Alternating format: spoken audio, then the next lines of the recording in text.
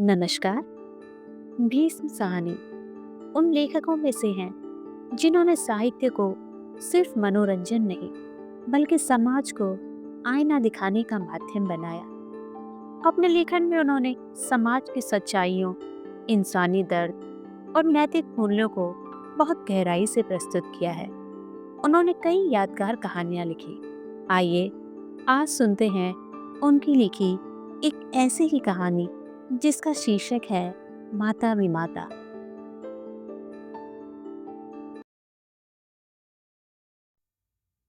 15 down गाड़ी के छूटने में 2-1 मिनट की देर थी। हरी बत्ती दी जा चुकी थी और सिग्नल डाउन हो चुका था।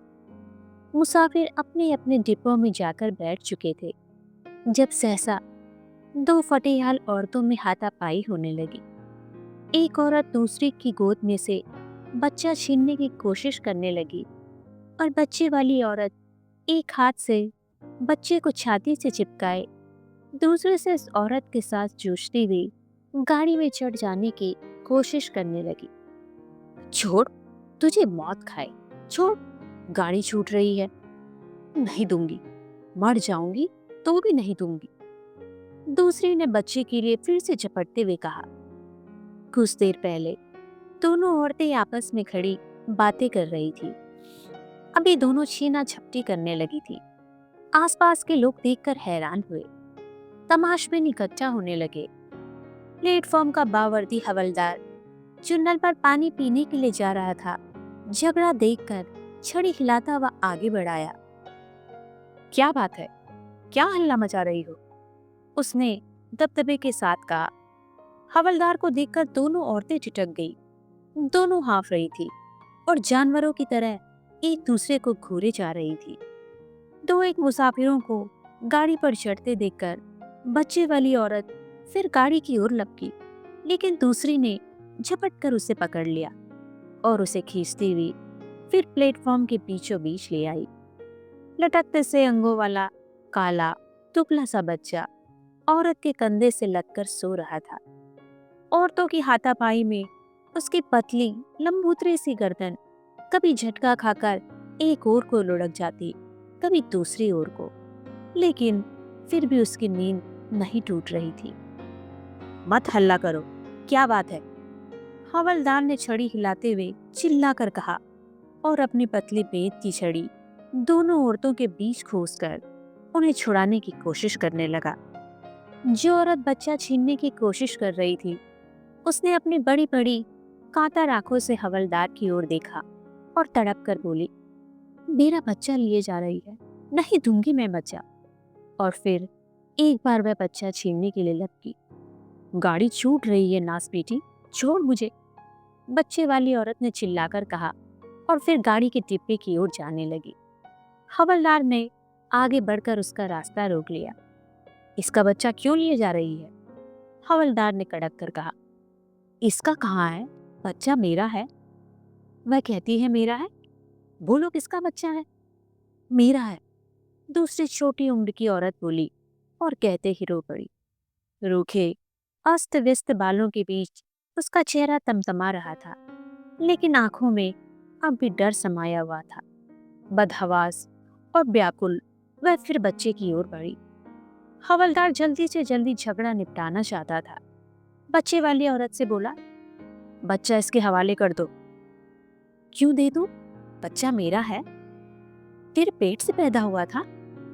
बच्चे वाली औरत चुप हो गई और घूर घूर कर दूसरी औरत को देखने लगी। बोल, तेरे पेट से पैदा हुआ था? हवलदार ने फिर गुस्से से कहा। पेट से पैदा नहीं हुआ तो क्या? दूध तो मैंने पिलाया है, पिछले 7 महीने से पिला रही हूँ। दूध पिलाया है तो इससे बच्चा तेरा हो गया? बच्चे को जबरदस्ती लिए जा रही है। जबरदस्ती क्यों ले जाऊंगी? मेरे अपने बच्चे सलामत रहे, इसी से पूछ लो। डायन सामने खड़ी है। फिर दूसरी औरत की ओर मुखातिब करके बोली, कल मुझे बोलती क्यों नहीं? मैं तेरे से छीन के ले जा रही हूँ। हवलदार जी, इसने खुद बच्चे को मेरी गोद में डाला है। यह तो इसे जनकर घूरे पर फेंकने जा रही थी। मैंने कहा कि ला मुझे दे दे, मैं इसे पाल लूंगी। तब से मैं इसे पाल रही हूँ। क्या मुझे यहाँ छोड़ने आई थी यहाँ आकर मुकर गई। हवलदार दूसरी औरत की ओर मुड़ा। तूने इसे खुद दिया था बच्चा? युवा औरत की बड़ी बड़ी आंखें कुछ देर तक दूसरी औरत की ओर देखती रही, फिर झुक गई। दिया था, पर बच्चा मेरा है, मैं क्यों दूं? मैं नहीं दूंगी। और निस्सहाय से फिर दूसरी औरत की ओर देखने लगी। पहले जो आंसू आंखों में फूट पड़े थे, घबराहट के कारण फौरन ही सूख गए। तूने दिया था तो अब क्यों वापस लेना चाहती है? कातर नेत्र फिर एक बार ऊपर की ओर उठे और उसका सारा बदन कांप गया। यह इसे परदेश लिए जा रही है। और कहते कहते वह फिर रो पड़ी। मैं सदा तेरे पास पड़ी रहूं? बच्चे वाली औरत बाहें पसार पसार कर आसपास के लोगों को सुनाती हुई बोलने लगी। मेरे डेरे वाले सभी लोग चले गए हैं, ये मुझे छोड़ती नहीं थी। कहती थी 10 दिन और रुक जा, फिर चली जाना। 5 दिन और रुक जा, चली जाना। करते करते महीना हो गया, मैं यहाँ कैसे पड़ी रहूं? आज गाड़ी चलने लगी तो कल मुही मुकर गई। यह तेरे रिश्ते की है? हवलदार ने पूछा। रिश्ते की क्यों होगी जी? ये काठियावाड़ की है, हम बंजारे हैं। तू गाड़ी में कहाँ जा रही है? फिरोजपुर जी। वहाँ क्या है? हम बंजारे हैं हवलदार जी। पहले हमारे लोगों ने यहाँ जमीन ली थी, पूरे 2 साल हलवाई की है। अब हमें फिरोजपुर में जमीन मिली है। हमारे सभी लोग चले गए हैं, पर यह मुझे छोड़ती नहीं थी। हवलदार दुविधा में पड़ गया। एक ने जनकर फेंक दिया, दूसरी ने दूध पिलाकर बड़ा किया। बच्चा किसका हुआ? तेरा घर घाट कोई नहीं है जो अपना बच्चा इसे दे दिया। तू रहती कहाँ है? हवलदार ने बच्चे की माँ से पूछा। यह कहाँ रहेगी जी? पुल के पास जो फूस के झोपड़े हैं, ये वहीं रहती है। हम वहीं पर रहते थे। ये मेरी पड़ोसिन है जी, मजदूरी करती है। इसकी तो नाल भी मैंने ही काटी थी। बच्चे की माँ अपने बच्चे की ओर देख रही थी। लगता था जैसे वे कुछ भी नहीं सुन रही है। इसका घरवाला कहाँ है? इसका घरवाला कोई नहीं है जी।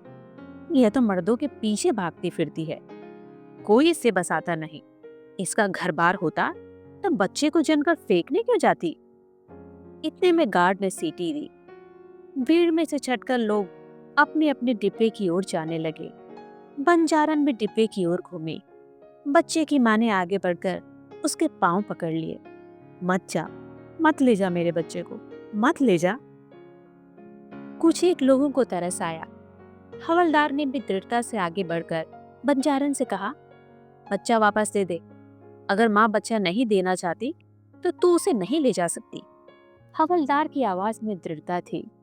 बंजारन को इस निर्णय की आशा नहीं थी। वह छटपटा गई। मैं क्यों दे दूं जी? अपने बच्चे को भी कोई देता है। किसको दे दूं? इसका घर है ना घर। गाड़ी छूटने वाली है, जल्दी करो। बच्चा माँ के हवाले करो, वरना हवालात में दे दूंगा। हवलदार ने अब की बार कड़क कर कहा। औरत घबरा गई और किंग करते हुए विमूढ़ सी आसपास खड़े लोगों की ओर देखने लगी। फिर अपने साथियों की ओर देखते हुए चिल्लाकर बोली, हरामजादी कुतिया, यहाँ आकर मुकर गई। ले बेगैरत, ले संभाल। फिर कहना दूध पिलाने को। जहर पिलाऊंगी, इसे भी और तुझे भी। 7 महीने तक अपने बच्चे का पेट काटकर इसे दूध पिलाया है। और झटक कर बच्चा उसके हाथों में दे दिया और फूट फूट कर रोने लगी। माँ ने बच्चा छाती से लगा लिया। बच्चे के मिलते ही वह भी ममता की मारी रोने लगी। अजीब तमाशा था। दोनों औरतें रोई जा रही थी। दोनों एक दूसरे की दुश्मन, दोनों एक ही बच्चे की माताएं। बेघर लोगों को न हंसने की तमीज होती है, न रोने की। और कलह का कारण दुबला पतला पित्त का मारा बच्चा अब भी मुट्ठियां भींचे सो रहा था। बंजारन गालियां बकती रोती बड़बड़ाती गाड़ी में चढ़ गई। तुम्हें तुम्हारा बच्चा मिल गया है, अब यहाँ से चली जाओ फौरन। हवलदार ने सोए बच्चे की पीठ पर छड़ी की नोक रखते हुए धमका कर कहा, फौरन चली जाओ यहाँ से। बच्चे को छाती से चिपकाए माँ पीछे हट गई। भीड़ बिखर गई। डिब्बे के दरवाजे में खड़ी बंजारन अभी भी चिल्लाए जा रही थी, कंजरी हरामजादी, तूने इसे जनते ही क्यों नहीं मार डाला? जब भी मार डालेगी तभी मेरे दिल को चैन मिलेगा, नास पिट्टी। बच्चे ने गोद पहचान रखी थी। या तो यह कारण रहा हो या हवलदार के बेत की नोक लगने के कारण बच्चा जाग गया और अपनी नन्ही नन्ही मुट्ठियों से पहले तो अपनी नाक पीसने लगा, फिर आंखें, और थोड़ी देर के बाद अपनी मुट्ठी मुंह में ले जाकर उसे चूसने लगा। औरत अभी भी उत्भ्रांत से पीछे हट गई और प्लेटफॉर्म की दीवार के साथ जा खड़ी हुई। बच्चा दूध के धोखे में अपनी मुट्ठी चूसता रहा, पर दूध न मिलता देखकर बिल्कुल जग गया और दोनों टांगे जोर जोर से पटककर रोने लगा। माँ ने उसे दाएं कंधे से हटाकर बाएं कंधे के साथ सटा लिया, लेकिन बच्चा और भी जोर जोर से रोने लगा। माँ परेशान हो उठी। कभी बच्चे को एक करवट उठाती, कभी दूसरी, कभी दाएं कंधे पर उसका सिर रखती, कभी बाएं कंधे पर। बच्चे का रोना सुनकर डिब्बे के दरवाजे में खड़ी बंजारन फिर चिल्लाने लगी, मार डाल, तू इसे मार डाल, नास पिट्टी, इसे जहर क्यों नहीं दे देती? दोपहर से उसके मुंह में दूध की एक बूंद नहीं गई, बच्चा रोएगा नहीं। हवलदार छड़ी चलाता हुआ वहां से जा चुका था। दो एक कुलियों को छोड़कर डिब्बे के सामने कोई नहीं था। दूर पीछे की ओर नीली वर्दी वाला गार्ड हरी झंडी दिखा रहा था। गाड़ी ने सीटी दी और चलने को हुई। बच्चा रोई जा रहा था। माँ ने अपने फटे हुए कुर्ते की जेब से मूंगफली के कुछ दाने निकाले और बच्चे के मुंह में ठूसने लगी। नास पिट्टी, यह क्या उसके मुंह में डाल रही है? मेरे बच्चे को मार डालेगी, कसाइन, कंजरी।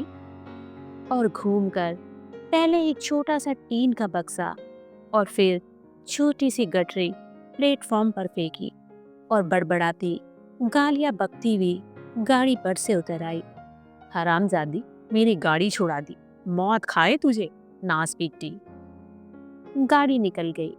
एक एक करके कुली स्टेशन के बाहर चले गए। प्लेटफॉर्म पर मौन छा गया।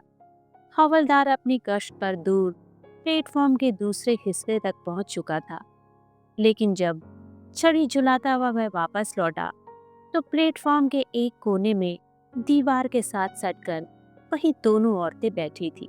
बंजारन अपनी गोद में बच्चे को लिटाए उसे अपने आंचल से ढके दूध पिला रही थी और पास बैठे बच्चे की माँ धीरे धीरे अपने लाडले के बाल सहला रही थी।